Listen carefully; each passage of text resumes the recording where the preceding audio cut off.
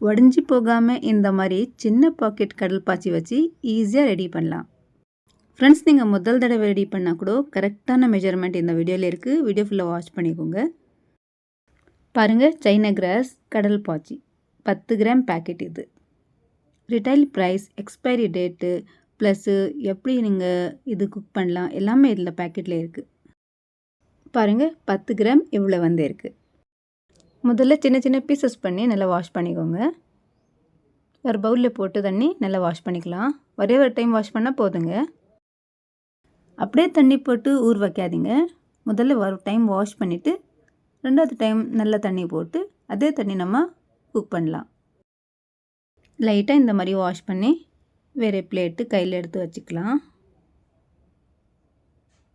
பாருங்கள், ஒரு கிளாஸ் தண்ணி எடுத்து எவ்வளோ மெஜர் நான் காட்டுறேன்.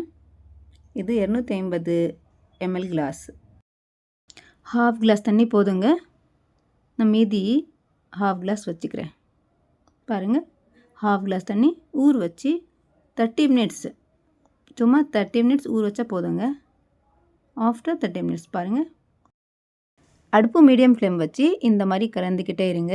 ஃபுல்லாக நான் 6 மினிட் குக் பண்ணிட்டேன். தண்ணி மாதிரி வந்திருக்கு. எல்லாம் கடல் பாசி நல்லா மெல்ட் ஆகிட்டு இருக்குது. அவ்வளோதாங்க. இப்போ எடுத்து சைடில் வச்சுட்டு வேறு பாத்திரத்திலே ஒரு கிளாஸ் பால், இது ஒரு கிளாஸ் பால் 250 ml, கூடவே இது 4 டேபிள் ஸ்பூன் மில்க் பவுடர். நம்ம மில்க் பவுடர் சேர்த்தோன்னா நம்ம கடல் பாசி சாப்பிட்டோன்னா டேஸ்ட்டு நல்லா இருக்கும். இன்னும் அடுப்பு ஆன் பண்ணலைங்க. முதல்ல நம்ம மில்க் பவுடரை நல்லா மெல்ட் பண்ணிவிட்டு கலந்து விட்டுட்டு அப்புறமா அடுப்பு ஆன் பண்ணிக்கோங்க. பால், மில்க் பவுடரு ரெண்டுமே சேர்த்து ஹை ஃப்ளேம் வச்சு நல்லா குக் பண்ணிக்கோங்க. இந்த டைம் சர்க்கரை சேர்த்துக்கலாம். நல்லா பாலில் பாயில் வந்திருக்கு. 8 டேபிள் ஸ்பூன் சேர்த்துக்கோங்க. இனிப்பு கரெக்டாக இருக்கும். உங்களுக்கு இனிப்பு எக்ஸ்ட்ரா இருக்கணும் அப்படின்னாச்சும் இருந்தால் நீங்கள் 2 டேபிள் ஸ்பூன் எக்ஸ்ட்ரா சேர்த்துக்கலாம். சர்க்கரை நல்லா மெல்ட் பண்ணிக்கோங்க. லைட்டாக பாயில் வந்தால் நம்ம மெல்ட் பண்ணி வச்சுருக்கோம் கடல் பாசி, அது சேர்த்துக்கலாம். பாருங்கள், நம்ம பாலில் பாயில் வந்திருக்கு. இந்த டைம் அடுப்பு மீடியம் ஃப்ளேம் வச்சு நம்ம கடல் பாசி மெல்ட் பண்ணி வச்சுருக்கோம் இல்லை, இது சேர்த்துட்டு நம்ம கடல் பாசி போட்டு உடனே அதிகமாக டைம் குக் பண்ணாதீங்க, ஏன்னா உடஞ்சி போயிடும். பாருங்கள், இந்த சைனா கிராஸில் பர்ஃபெக்டான டிப்ஸு இதுதான். போட்டு உடனே அதிகமாக டைம் குக் பண்ணால் உடஞ்சி போயிடும். பாருங்கள், அவ்வளோதாங்க. நல்லா மிக்ஸ் பண்ணிவிட்டு அடுப்பு ஆஃப் பண்ணி கீழே வச்சுட்டு உங்களுக்கு எந்த ஃப்ளேவரில் கடல் பாசி வேணும் அந்த ஃப்ளேவர் சேர்த்து நான் இன்றைக்கி ரோஸ் மிக்ஸ் யூஸ் பண்ணுறேன்.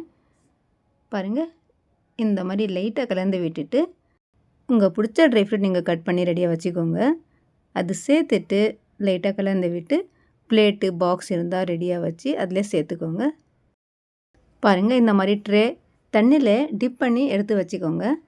எடுக்கிறதுக்கு நம்ம புட்டிங் ஈஸியாக இருக்கும். 10 கிராம் பேக்கெட்டில் எவ்வளோ வந்திருக்கு பாருங்கள்.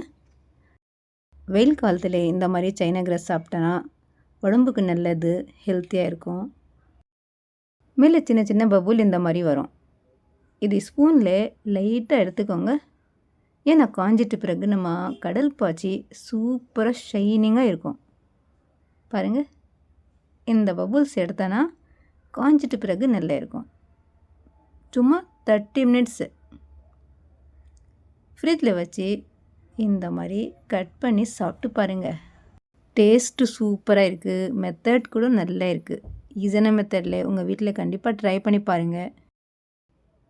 சின்ன ட்ரேயில் போட்டோன்னா இந்த மாதிரி மெலிசாக வந்திருக்கு. பாருங்கள், வீடியோ ரொம்ப யூஸ்ஃபுல்லாக இருக்குது. கண்டிப்பாக வாட்ச் பண்ணி நீங்கள் ட்ரை பண்ணி பாருங்கள். Subscribe to my channel. Thanks for வாட்சிங்.